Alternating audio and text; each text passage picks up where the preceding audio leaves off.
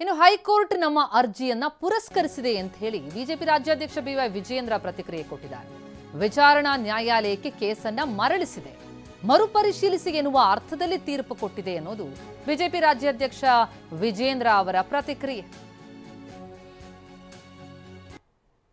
ರಾಜ್ಯ ಉಚ್ಚ ನ್ಯಾಯಾಲಯ ಯಡಿಯೂರಪ್ಪನವರ ವಿರುದ್ಧ ಇದ್ದಂಥ ಪೋಕ್ಸೋ ಕೇಸ್ನಲ್ಲಿ ಏನು ಲೋಯರ್ ಕೋರ್ಟ್ ಒಂದು ಸಮನ್ಸನ್ನು ಇಶ್ಯೂ ಮಾಡಿತ್ತು, ಆ ಸಮನ್ಸನ್ನು ಸೆಟ್ ಅಸೈಡ್ ಮಾಡಿದೆ.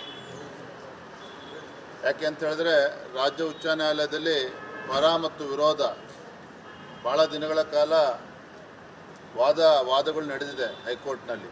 ಸೊ ಇದರ ಆಧಾರದ ಮೇಲೆ ನಮ್ಮ ಅರ್ಜಿಯನ್ನು ಕೂಡ ಪುರಸ್ಕರಿಸಿ ಇವತ್ತು ಲೋಯರ್ ಕೋರ್ಟ್ ಏನು ಸಮನ್ಸ್ ಇಶ್ಯೂ ಮಾಡಿದ್ರು ಅದನ್ನು ಸೆಟ್ ಅಸೈಡ್ ಮಾಡಿ ಪರಿಶೀಲನೆ ಮಾಡಿ ಅನ್ನುವ ಅರ್ಥದಲ್ಲಿ ಇವತ್ತು ಒಂದು ನಿರ್ದೇಶನವನ್ನು ರಾಜ್ಯ ಉಚ್ಚ ನ್ಯಾಯಾಲಯ ನೀಡಿದೆ.